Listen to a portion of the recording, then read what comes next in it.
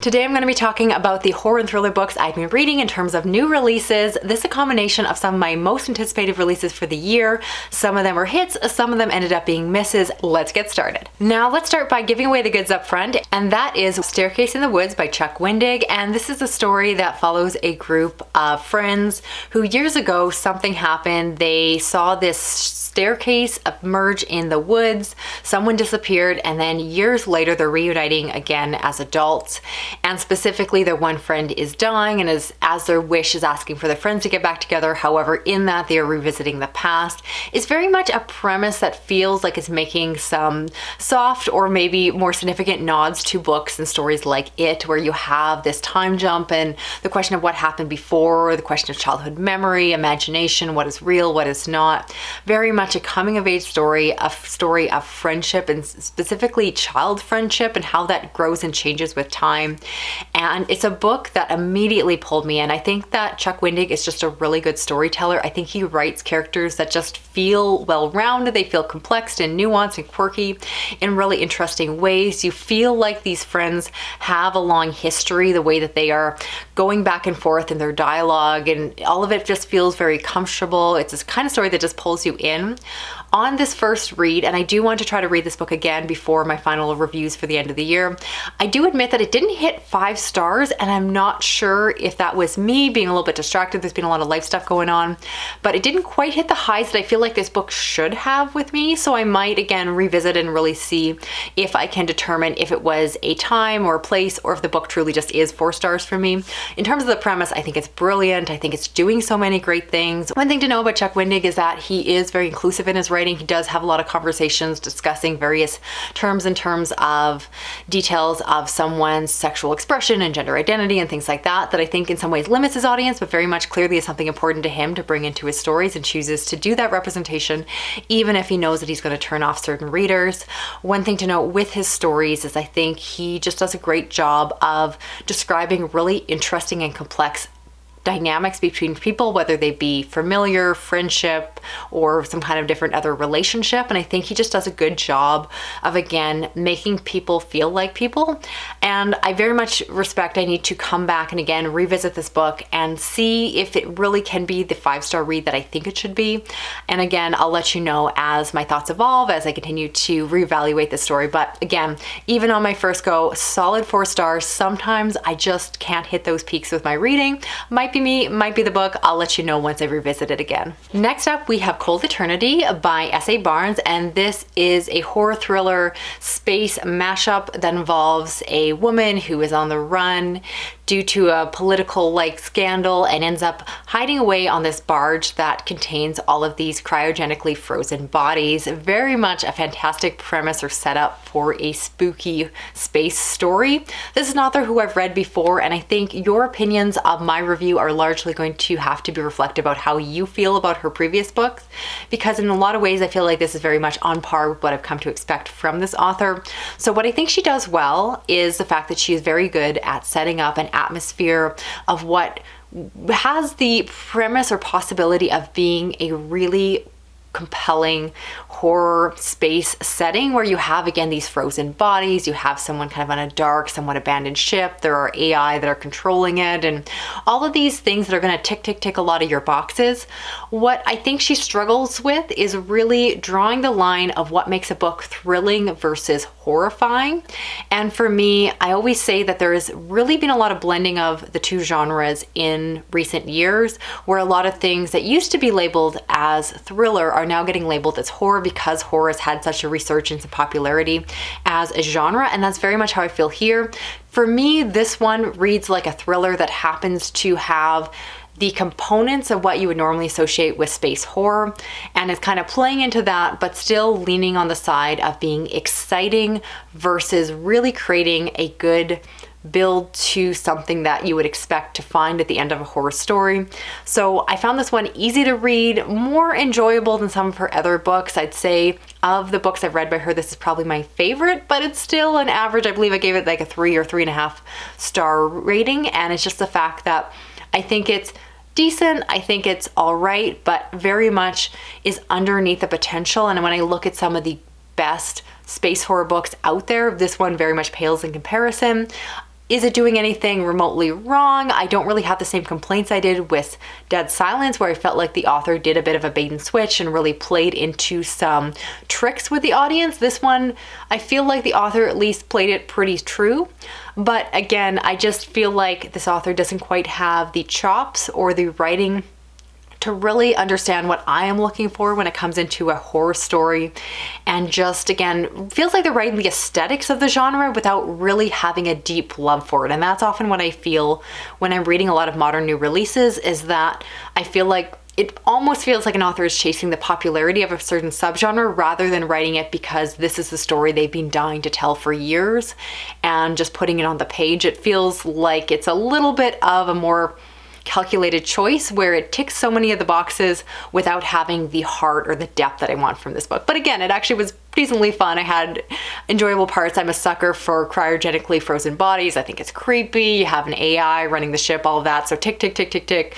It was pretty good, but go in with the right expectations. Know yourself. If you love her other books and love them a lot more than I do, if you disagree with what I'm saying about this author's work and writing, you'll likely love this one a lot more than I did. Next up, we have Mapping the Interior by Stephen Graham Jones, which is technically a re-release of a previously released title, now done under the Tor Nightfire line with a new cover here. And this is one that I believe have read, but it was at least 10 years ago. It was back when I was first getting into horror, and I fully admit that I was very new to the genre, and I was looking for what I will describe as kind of cheap thrills in the genre. I was looking for really intense, scary scenes, and didn't have a lot of appreciation for something that was quieter and more subtle in how it was approaching the horror genre. And so rereading this one now, it's almost like reading it for the first time because of the fact that my tastes have changed, my appreciation for the genre has changed, and I've really come to love what this author does. The basic premise is that we follow this family. We follow from the perspective of this young boy whose father comes to visit one night. However, his father is dead and has been dead for many years, and so he is coming back in some way.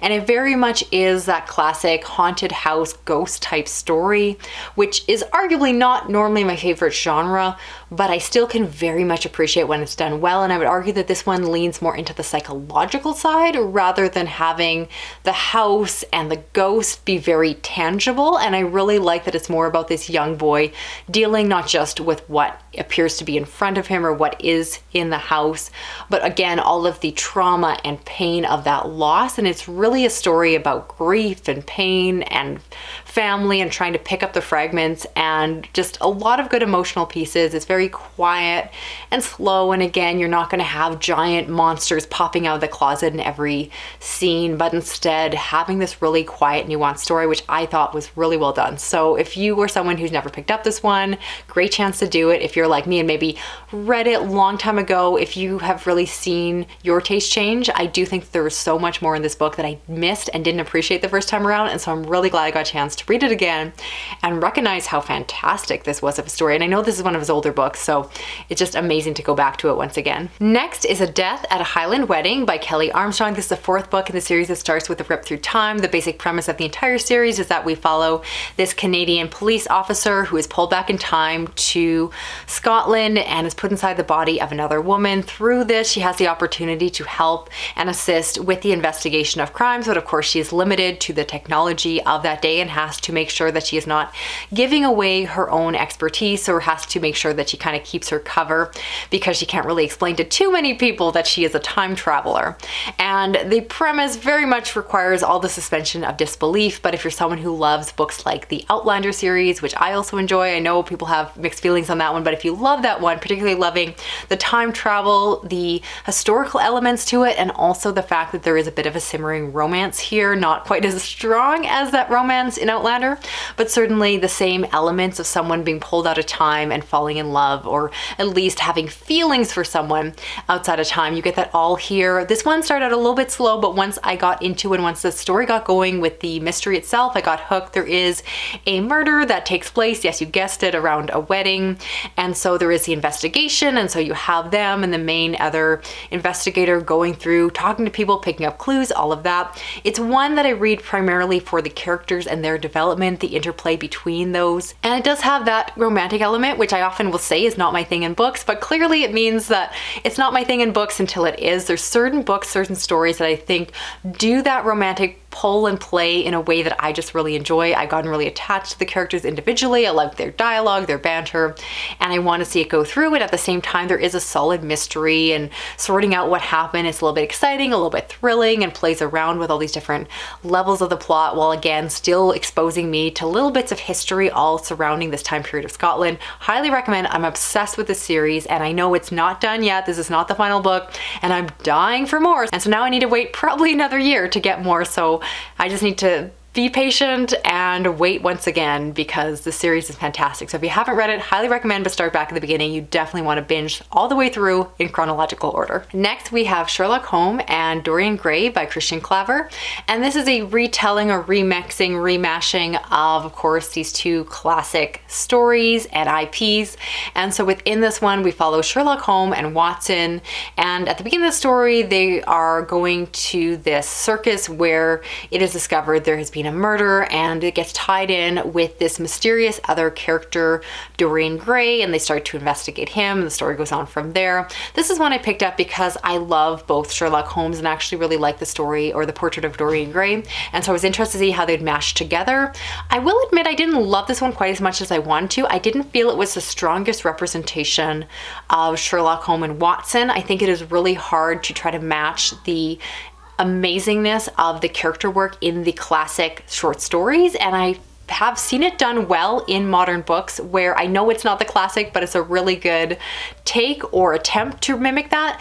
And in this one, it just felt a lot weaker. I felt like the author didn't have quite the same work and talent when it comes to creating or reimagining those characters.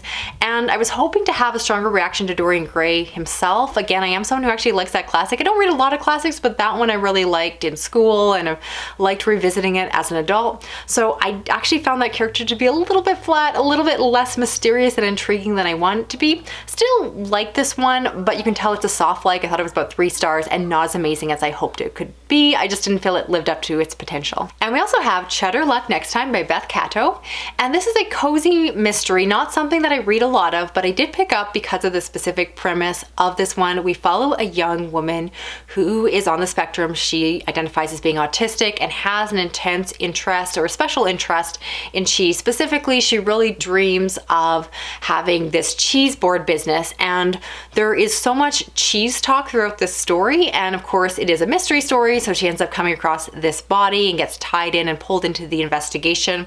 Now, when I requested this from the publisher, I acknowledged the fact, even to the publisher when I requested it, saying I don't normally read these kind of books, but I'm particularly interested because of the autistic representation, and I do stand by that. After reading The Maid, that was that really popular book that came out a few years ago where the character wasn't explicitly autistic but very much coded to be. I felt like that one was making fun of having an autistic main character at the center of this mystery story, and ever since then I wanted a redo. I wanted to read another story that dealt with a person who was identifying as autistic as a main character, but not making them the brunt of the joke, not making them a punchline in the story who is so oblivious and doesn't get anything throughout the story. Instead, this one I felt like was a much kinder, more mature representation where you have someone who has these qualities, but it's not their entire personality, and it's also, I think, just done in a more nuanced way. The own author, I've read the acknowledgements, does identify herself as autistic, so I do think that ties into the story and gives a kinder, more balanced perspective. What the story did lack for me is the fact that, again, I didn't expect the story to be dark and messed up like the things I normally am drawn to, but what I did expect is a really cozy, comfy story where it just be nonstop cheese references, which you did get, but it wasn't quite as funny and cheeky the way I wanted it to be. It just, I kind of expected this to be something, again, like if you look at like the Shopaholic series and all of these kind of more chick flicky type lighter stories that have a lot of funny banter about a character having a certain personality piece and then having it kind of tied into the narrative. This one just felt a little bit flat. The character talked a lot about cheese, but I felt like they could have done more in terms of like some of the punniness or kind of playing it up, and just, I think it's a challenge where by having a balanced representation of the character, it made it harder for the book to be as silly as I wanted it to be, and it just seemed like it happened to be a story where there was a mystery and a character who really liked cheese, but by not wanting to make the story seem like a joke or the character to seem like a joke, I felt like the author held back from what I felt was the potential of a book where you could just have nonstop cheese puns the entire way. And by the way, I really like cheese. Some of my favorite kind of cozy contemporary fiction books involve characters that just love cheese and gush about cheese. And I've seen books make tons of cheese puns really, really well. Like I've seen some like romance books that do that amazingly, and I was really into it because I really like cheese. And this one, again, just kind of missed that potential of going for it with some of the cheese work, because again, I think it was trying really hard not to make the book too goofy. And in doing so, it again made for the character to be very authentic, but the book not to be as fun. Hopefully that made sense. So that's it for this video here. I'd love to know the books I talked about. Which ones are you planning on checking out for yourself? If you're new to my channel, I hope you stick around and subscribe. You can hit that button. You can hit the little notification button if you never want to miss a video.